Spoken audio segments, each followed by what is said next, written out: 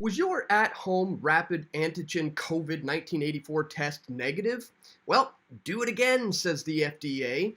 You swabbed the inside of your nose and you performed the at-home rapid antigen test for COVID 1984, and thankfully, it was negative. Well, hold on. Do the test again, says the U.S. Food and Drug Administration, whether or not you have symptoms. That's right, ladies and gentlemen, the U.S. Food and Drug Administration is advising people to perform repeat or serial testing if you get a negative result on any of the at-home COVID 1984 antigen tests in order to reduce the risk of infection that may be missed, also known as a false negative result. And of course, the FDA wants to recommend that you repeat testing following a negative result, even if you don't have COVID 1984 symptoms, ladies and gentlemen. And as if that wasn't bad enough, they want you to continue this process every 48 hours. Even if you do not have COVID 1984 symptoms, they want you to test again after 48 hours. And if you get another negative, you test again after 48 hours. And then even if you get a negative result on the third test, you may want to choose to test again.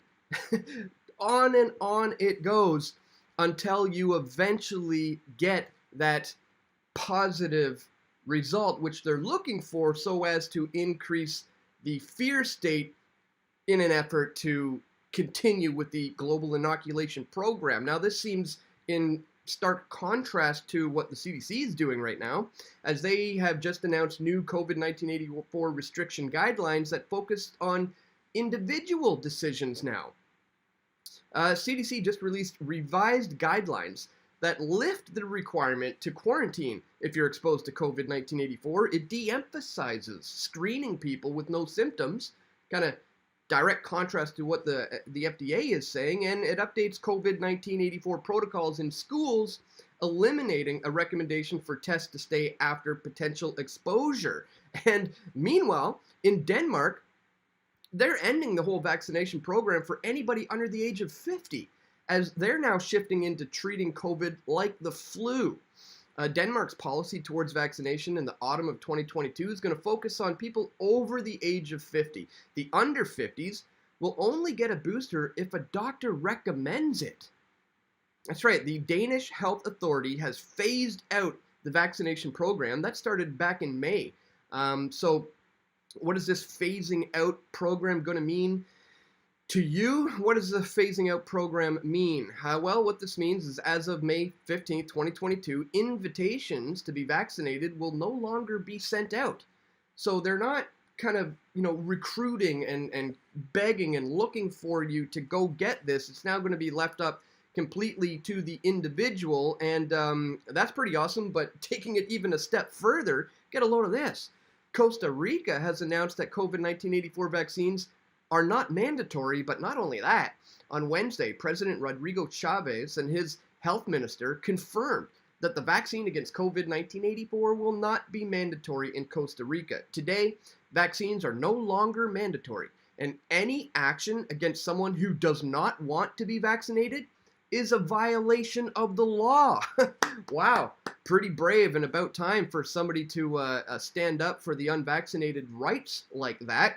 I hate to say it, but I wouldn't be surprised if in the very near future we learned that this man, the president of Costa Rica, ends up committing suicide by shooting himself 3 times in the back. I hope that's not the case, but let's pay attention to that moving forward. Meanwhile, in other news, guys, COVID study calls on pregnant women in the South to help with research. That's right, they're currently looking for women aged 18 to 45 who are low risk, carrying 1 baby, and who are between 13 and 36 weeks pregnant. They hope to discover the best dosage and schedules of vaccines in order to protect women and babies from the virus. It's like, wait a minute, shouldn't this have been done years ago? Why is this currently happening right now? Especially when the CDC for years has been saying it's perfectly safe for pregnant women to get vaccinated.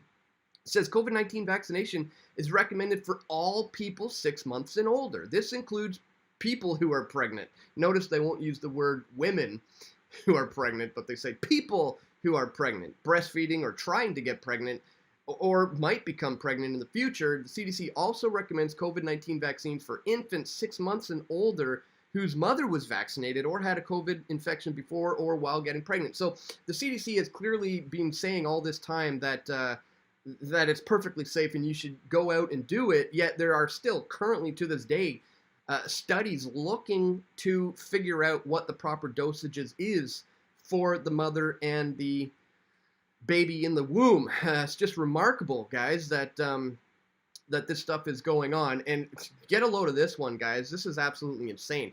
Unvaccinated mothers are facing up to $50,000 in maternity leave repayment to the BC government. So real quickly, long story short here, you know, a bunch of women in BC, before the mandatory vaccine programs came into effect, took their maternity leave option where they get 80% of their salary while they're at home with their newborn babies. While they were doing that, the policies changed. The government said it's going to be mandatory. So their employees said, you have to come back to work vaccinated, and if you don't, that is a violation of the terms. You're going to have to pay back all that money. So it's get the jab or pay tens of thousands of dollars in fines or simply lose your job and don't come back to work. Unbelievable what we're seeing here in BC. So we're going to take a look at that, guys. Meanwhile, why would you even want to continuously get this? Why are these mothers refusing this in the first place? Well, it could be stuff like this. New study here. Pfizer COVID vaccine efficacy wanes 27 days after a dose in the second dose in teens. So if you thought, you know, getting a test every 48 hours was bad, just imagine getting a vaccine once a month as they continue to set up this subscription model on your immune system, which has been the plan all along, which I've been talking about over the years. So we're going to talk about all that and much more, especially considering the fact that, you know, you got Costa Rica moving back on this, you got Denmark moving back on this, you got the CDC, you know, shifting towards a focus on individual solutions, all while China is in the middle of locking down millions and millions of people. And as I've always said on this channel, we have to look to China as the blueprint for the West, because often a lot of the things that we see happening there first will start to make their way over here. And this is why I've often talked about how we are currently in the eye of the hurricane. It's the calm before the storm. And I think this is why the FDA is currently ramping up this need to get the fear state going again by upping the positive results from tests. So we're going to talk about all of that, guys, and much more in this video. But really quickly, I'd ask that if you do appreciate my efforts, that you check me out here at pressfortruth.ca/donate. Here you can do one-time donation with PayPal. You can do Bitcoin. You can do other cryptocurrencies. You can join me on Subscribestar, which is a great Patreon alternative. I have been kicked off of Patreon. You can also do that right here. Sign up for a monthly reoccurring contribution. Guys, any amount is greatly appreciated. If you're Canadian, it's particularly easy to send an e-transfer to dan@pressfortruth.ca, or if you like to keep things old school as I do, you can send stuff to my P.O. box, guys. Links for all of that are located in the description below. Thank you so much to anybody who does take the time to contribute to my efforts here at Press for Truth. All right, it's interesting the contradiction going on here with the global view as to the seriousness of COVID-1984 right now, as millions of people are currently plunged into lockdown in China. All the while, you got the CDC easing up on restrictions here in the West. You have places like Costa Rica saying it's going to be against the law to force a vaccine on somebody. You got the, people in Denmark saying, lay off our kids. In fact, keep it away from anybody under the age of 50, all while the FDA is ramping up their efforts to keep the fear state going. It's just remarkable. So let's take a quick look at this. They are advising people to perform repeat or serial testing if you get a negative result. They want you to continue doing this even if you have no symptoms. So recommendations before you use this test, be aware that they're less accurate than the molecular tests. They also want you to make sure you have multiple ones of these. Get ready to have several tests on hand. In fact, I saw in a video I posted like about a week ago or so, they were giving out these home tests, and every household would get 16 kits per household. Again, that's because they want you to continue to test every 48 hours, even if you don't have symptoms, so that you can eventually hit that positive result. It's absolutely mind-boggling that they can just openly say this and people don't see it for what it is. So it says here, if you're using it at home and if you receive a positive result initially or after one of the repeat tests, well, this means that the test detected the virus. So if it comes out as positive, it detected the virus. So it worked. If the result is positive, it works, and you most likely have COVID-1984. Now, if you get a negative result and it didn't detect the virus, well, you may just want to test again after 48 hours. And then after another 48 hours after that, you may choose to test again. And here, even if you do not have COVID-1984 symptoms, and yet you believe you still might be exposed to COVID-1984, well, test again after 48 hours after the first one, and then 48 hours after the second one, for a total of 3. But that's still not even technically enough for them. They say if you get a negative result on the third test, and you are still concerned that you could have COVID-1984, again, this is people who don't have symptoms. You don't have symptoms, you've been tested 3 times in a row negative, but you're still concerned, they suggest you just go ahead and do that test once again to ensure they get that positive result. I mean, it seems so obvious to me what's happening here, that they're using the home antigen rapid tests as a way to get those positive case numbers up, so that when you report these case numbers, that goes straight to the mainstream media, and they can continue to ramp up that fear state, because it's all about continuing the global inoculation program.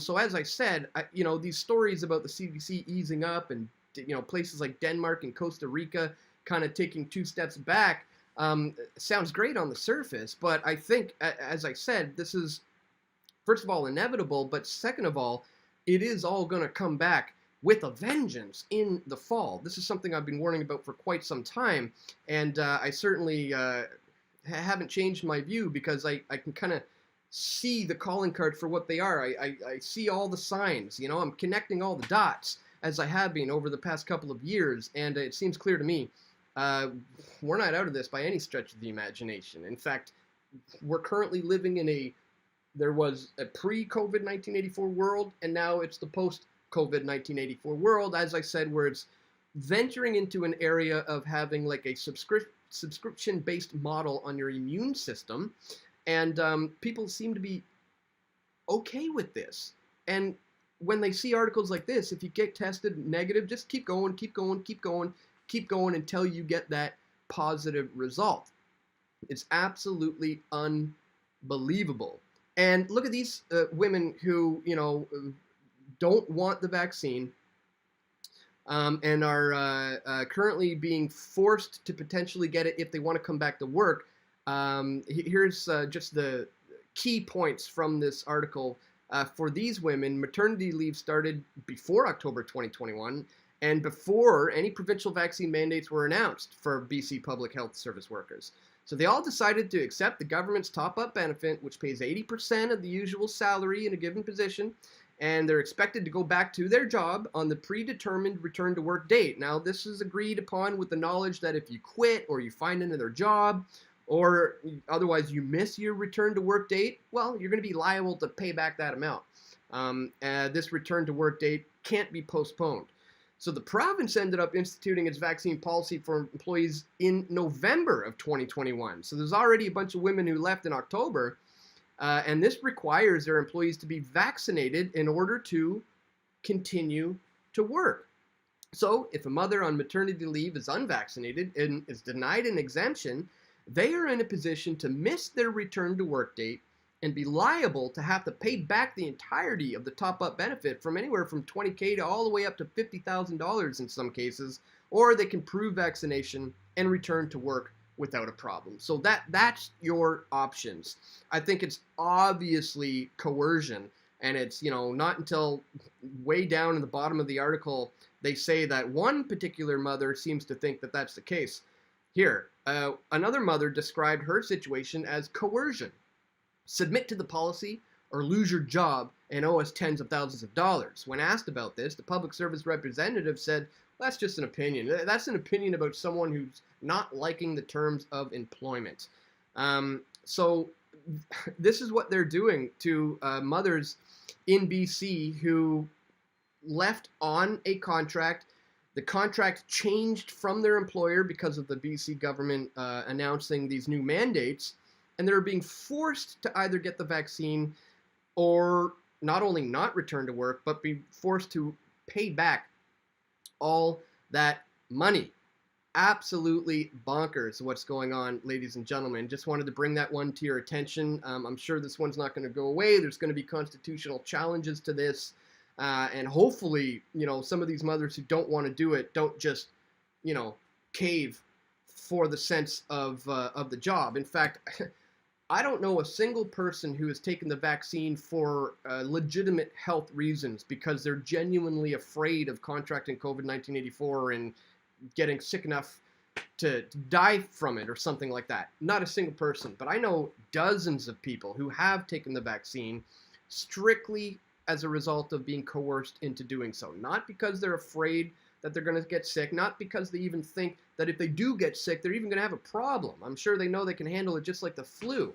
No, the problem is they did it because they wanted to travel, they did it because they wanted to go to restaurants or bars or sporting events, or because their employer said that unless they do so, they can't come back to work. That is absolute coercion. That is downright just evil in my mind. I think, history is going to look back at this time as those of us who are on the right side of history and those of us who are completely on the wrong side of history. And as I speak today, right now, the Chinese government is certainly on the wrong side of history as they are taking, no chances right now, completely locking down millions and millions of citizens as part of their dynamic COVID zero strategy. The aim is to avoid turning efforts to halt an outbreak into the extended nightmares seen recently in Shanghai, where the city's 26 million people faced a daunting lockdown for several months earlier this year. Again, we look to China as the blueprint for what we can expect coming to the West, and I do suspect that we will have, as I said, more strict lockdown measures, more strict guidance from the CDC, which will be once again updated, indoor masking, passports for going to restaurants, strict lockdown in homes. I hate to say it, it's all coming back, ladies and gentlemen. And I don't mean to sound like an alarmist or a defeatist, but this is alarming stuff that we have to be aware of. And the ways that we can continue to protect ourselves against this is maybe you could do some of the things that I've been doing. I've never ever been tested. I don't have a television. I don't subscribe to cable. I don't listen to the news on the radio. I'm not being bombarded and brainwashed and programmed to accept this so-called reality. Rather, I am, exposing the propaganda for what it is and rather focusing on continuing to live the most self-sustainable lifestyle as possible, not relying on the governments, not relying on the banks, and eventually not relying on the grocery stores as well. I'm not quite there yet, but I'm certainly taking all the right steps to get there. And if you guys are not also doing that, well, you're already a couple of steps behind. So I would encourage you to work on getting yourself out of debt. I know that that's easier said than done in this current debt-based system that we're essentially born into. But it can be done, especially if you lower your standards of living and you have something smaller that you completely own 100% outright. It's yours, is far better off than having some kind of a nice big fancy place with a mortgage where they then have their fingers around your neck and they can squeeze at any time they want. The best option is to completely be self-sustainable, and that's truly the number one enemy of the government moving forward, is those of us who have realized that this entire system is set up in a pyramidal structure It's all of us who make up the base of this thing. And once more of us realize that and continue to step out of the system, well, when you take the bottom brick out of a pyramid, what happens? The whole thing starts to come crumbling down. They know how fragile this system is. That's why there's been such an attack on so-called anti-vaxxers over the last couple of decades. No, we are just people who have had legitimate questions and concerns. And now, in this post-COVID 1984 nightmarish world, everybody is starting to see just why we were doing that. Once again, guys, if you appreciate my efforts to continuously bring you this information and try to counter all the propaganda that we're currently being bombarded with, I would ask that you don't forget to check me out here, pressfortruth.ca/donate. Links are going to be located in the description below. Once again, I want to thank everybody who has taken the time to support my efforts here at Press for Truth to bring you this information. So that's all for today, guys. I want to thank you once again for tuning in. Don't forget to click that thumbs up button. Subscribe to me here if you haven't already, whether you're watching on BitChute or Odyssey or Minds or Rumble or Float or maybe even YouTube. I just found out that something like 80% of the people who watch the videos on my channel are not even subscribed. So if you are watching, hit that subscribe button. Don't forget to leave a comment, click that thumbs up button, share this video with your friends and family who you think need to see it the most. And that's it for today, my friends. Thank you once again for watching. Stay tuned. We're going to have more video reports coming soon. This is Dan Dix reporting for Press for Truth. We all want truth.